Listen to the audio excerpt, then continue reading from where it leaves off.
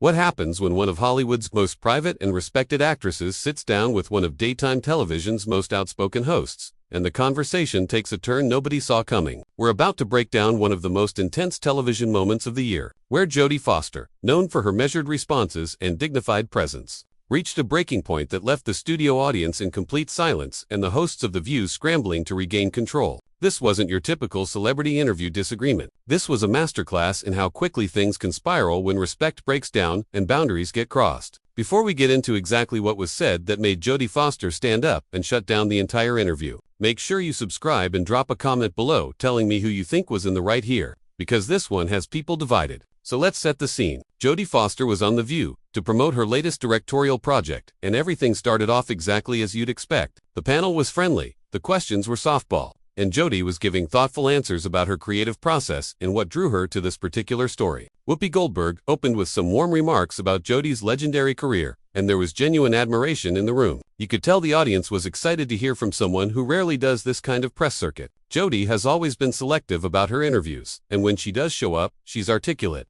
intelligent, and engaging. The first 10 minutes were smooth sailing. Then Joy Behar jumped in with what seemed like an innocent enough pivot. She wanted to talk about Jodie's previous comments in various interviews over the years about privacy and the media. Joy said, and I'm paraphrasing here, that she found it interesting how someone who values privacy so much has spent decades in the public eye. Already you can hear where this might be heading, right? But Jodie handled it gracefully at first. She explained, very calmly, that there's a difference between choosing to share your work with the world and having every aspect of your personal life dissected for entertainment. She talked about how actors and directors should be able to let their work speak for itself, without their private lives becoming fodder for tabloids. It was a perfectly reasonable response, delivered with the kind of eloquence you'd expect from someone who's been navigating Hollywood since she was a child. The audience even applauded. But here's where you could see the shift starting to happen. Joy wasn't satisfied with that answer. She pressed further, suggesting that Jodie's position was somewhat contradictory because she's done interviews,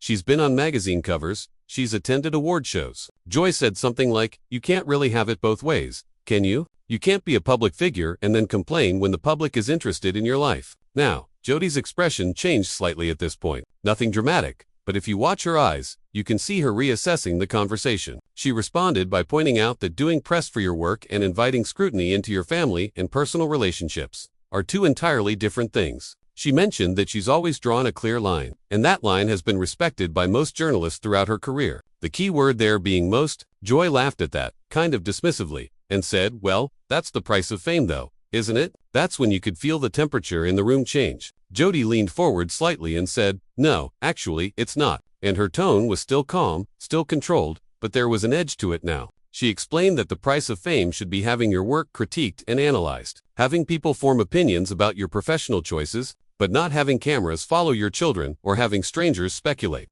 about your relationships or your private conversations. She said, and this is a direct quote that people are still talking about, I didn't sign a contract that sold my humanity for box office receipts. The audience went quiet. You could hear the shift in energy. Joy tried to laugh it off, saying something about how Jodie was being a bit dramatic and that plenty of celebrities managed to handle public interest just fine. And that's when Sunny Hostin tried to step in, probably sensing that this was getting uncomfortable. She attempted to redirect the conversation back to Jodie's film, asking about the casting process. But Joy wasn't done. She interrupted Sunny and said, no, I want to understand this because I think it's fascinating. She turned back to Jodie and said, you've been in this industry for over 50 years. You've won Oscars. You've directed critically acclaimed films. But you still seem angry about the attention that comes with it. Don't you think that's a little ungrateful? That word, ungrateful, hung in the air like a bomb about to go off. Jodie's face remained composed, but you could see her jaw tighten. She said, ungrateful. Joy doubled down, saying yes, ungrateful,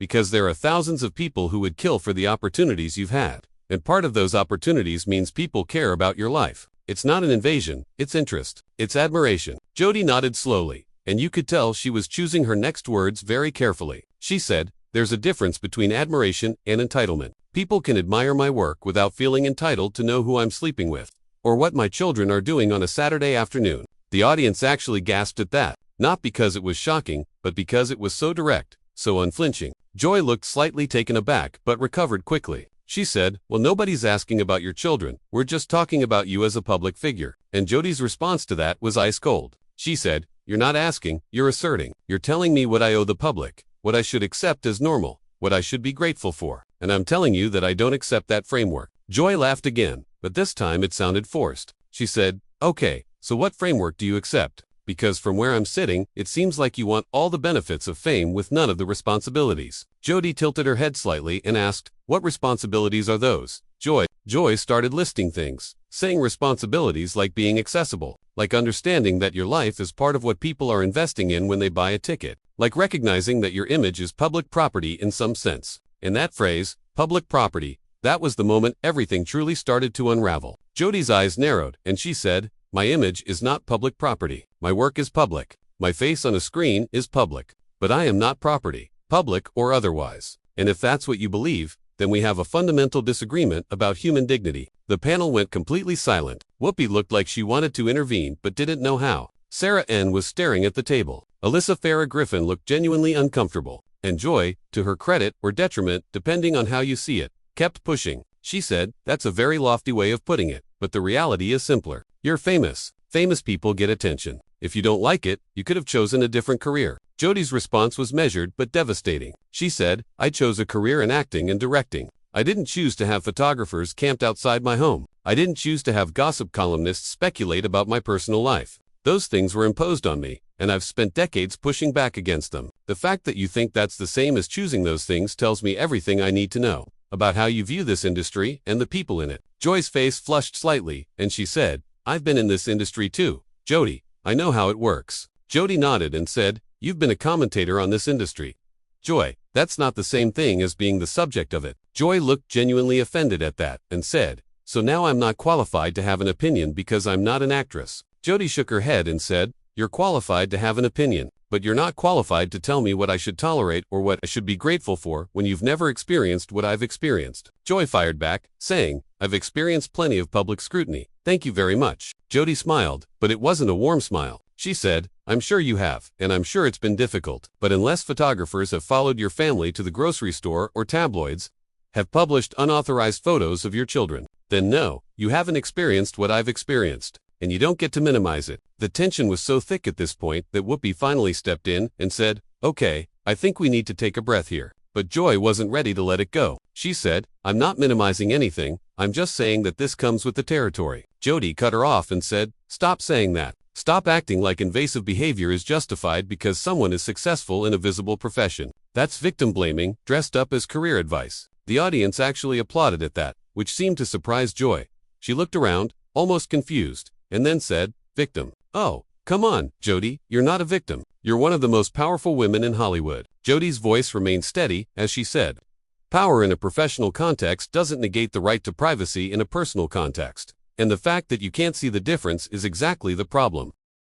Joy sat back in her chair, clearly frustrated, and said, all right, then explain it to me because I genuinely don't understand. You make movies that are seen by millions of people. You accept awards on television. You do interviews like this one. How is any of that private? Jodie took a visible breath and said, those are professional activities. Joy, when I'm on this couch talking about a film I directed, that's professional. When someone publishes photos of me at my son's graduation or writes an article speculating about my relationship status, that's invasive. There's a clear line, and I'm honestly baffled that you don't see it. Joy leaned forward and said, but you had to know that line would get blurred. You had to know that when you became famous, and Jodie's response was sharp. She said, why is it a given that fame justifies invasion? Why can't we decide that people's personal lives are off limits unless they explicitly choose to share them? Joy threw her hands up and said, because that's not realistic. Jodie, that's not how the world works. People are curious. It's human nature. Jodie nodded slowly and said, curiosity is human nature. Entitlement is learned behavior.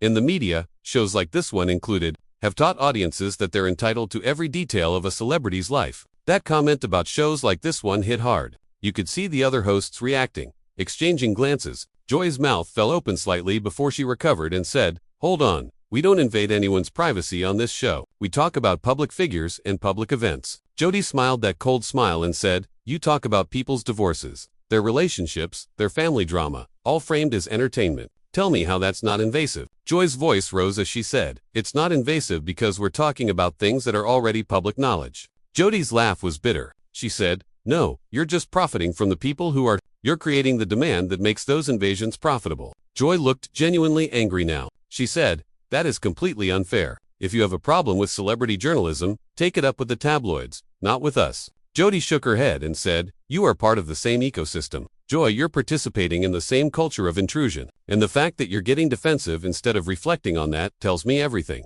The audience was absolutely silent now. Sunny tried to redirect, saying, "I think what Jodie is expressing is something a lot of public figures feel. Maybe we can talk about where that line should be drawn." But Joy wasn't having it. She turned back to Jodie and said, "You've given interviews about your life. You came out publicly. You've discussed your children. So you do share personal information when it suits you, but then you get upset when people want to know more. How is that not hypocritical?" Jodie's face hardened. She said, "Sharing information on my own terms, in my own time, in my own words, is not an invitation for unlimited access. Joy, when I chose to come out, I did so where I controlled the narrative. I did it on my terms. That's not hypocrisy. That's boundaries." Joy scoffed and said, "Boundaries? You're a public figure. Your boundaries are different from regular people's boundaries. That's just reality." And that's when you could see Jodie's patience finally snap. She said, "No, Joy, my boundaries are exactly the same as regular people's boundaries. I just have to fight harder to maintain them because people like you have convinced the world that my fame negates my right to them." Joy's voice got louder. She said, "People like me, what does that mean?"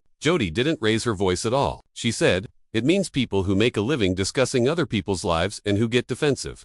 When someone points out the harm that causes." Joy stood up slightly in her seat, her face flushed, and said, "I have spent my entire career speaking truth to power. Don't you dare suggest that I'm harmful." Jodie remained completely calm and said, "I'm not suggesting it, Joy. I'm stating it plainly. Your commentary contributes to an environment where people feel justified invading the privacy of others. And instead of listening to someone who has lived through decades of that invasion, you're arguing with me and telling me I'm ungrateful and hypocritical." Whoopi finally put her foot down and said, "Okay, I think we need to move on because this is getting too heated." But Jodie raised a hand and said, "No, Whoopi, I think this conversation is exactly the one we need to be having. Let me be crystal clear. I am grateful for my career. I am grateful for the opportunities I've had. But I am not grateful for the invasion, the speculation, the relentless scrutiny. And I refuse to pretend that those things are acceptable just because I'm successful." Joy sat back down, her arms crossed, and said, "So what do you want, Jodie? What's the solution here?" Jodie said, "I want respect, Joy. I want boundaries to be honored. I want shows like this to think twice before discussing someone's divorce for ratings." Joy's response was sharp. She said, "You can't put that genie back in the bottle. Celebrity culture is what it is."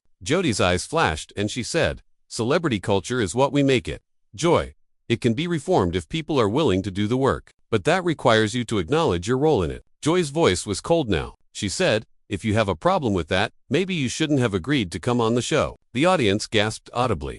Jodie's face showed genuine surprise before it settled back into that controlled expression. She said, "I agreed to come on this show to talk about my work. Joy, I didn't agree to be told that I am ungrateful for wanting basic dignity and privacy." Joy shot back, "Maybe the problem isn't the coverage. Maybe the problem is that you can't handle it." That was the line that changed everything. Jodie's face went completely neutral. She said, quietly but clearly, "I can't handle it. Joy, I've handled it for over 50 years. I've handled stalkers, unauthorized biographies, paparazzi at my children's schools. I've handled all of it with more grace than most people could manage. So don't tell me I can't handle it. What I won't handle anymore is being told that I should accept it, that I should be grateful for it, that I'm the problem for objecting to it." Joy opened her mouth to respond, but Jodie wasn't finished. She said, "You invited me here to talk about my work, and then you used it as an opportunity to challenge me about my boundaries. You proved my point, Joy. You demonstrated exactly why people like me are cautious about doing press. Because even in a supposedly friendly environment,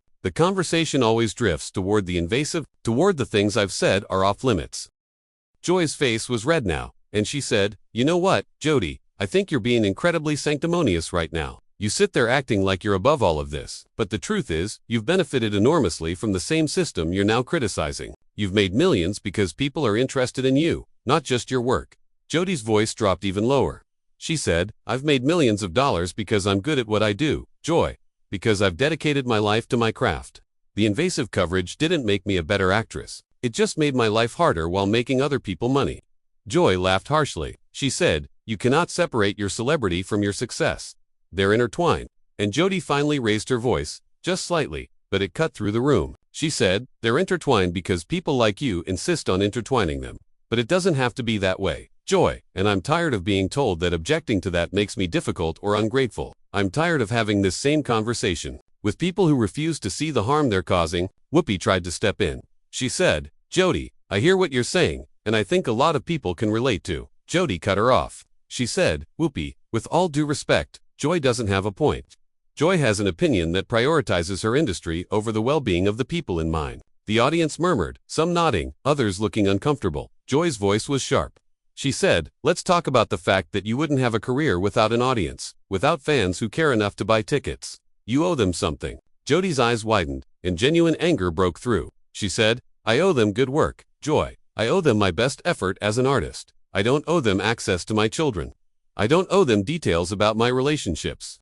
What you're describing isn't gratitude, it's servitude. The word servitude hung in the air. Joy stood up, clearly furious. She said, that is an insult to everyone who works in media.